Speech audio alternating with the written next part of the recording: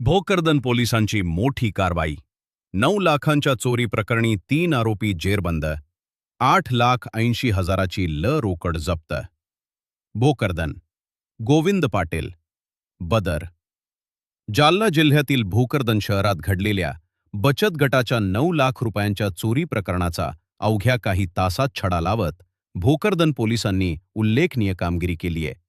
या कारवाईत 3 आरोपींना अटक करण्यात आली असून त्यांच्याकडून 8,80,000 रुपयांची रोकड जप्त करण्यात आली आहे. पोलीस ठाणे भोकरदन येथे गुन्हा क्रमांक 429/2026 अन्वये कलम 303(2) भारतीय न्याय संहिता BNS अंतर्गत गुन्हा दाखल करण्यात आला होता.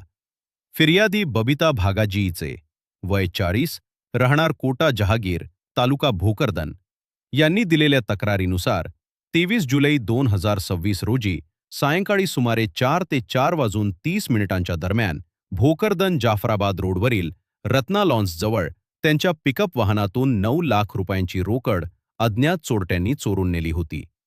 घटनेची गंभीर दखल घेत पोलीस निरीक्षक किरण बिडवे यांच्या मार्गदर्शनाखाली विशेष तपास पथकाची स्थापना करण्यात आली.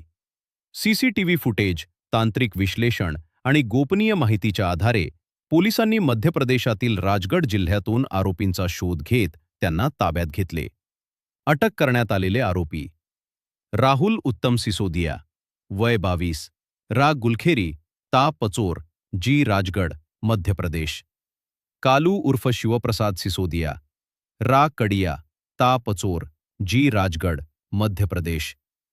कल्लू उर्फ ज्ञानप्रकाश सिसोदिया, वय 25, राहणार मुवाकली, तालुका गुना, जिल्हा अशोकनगर, मध्य प्रदेश. पोलिसांनी आरोपींकडून 8,80,000 रुपयांची रोकड जप्त केली असून उर्वरित रकमेचा शोध सुरू आहे. प्राथमिक तपासात आरोपी बँका, सोने चांदीची दुकाने आणि व्यापारी आस्थापनांवर पाळत ठेवून संधी साधून चोरी करत असल्याचे उघड झाले.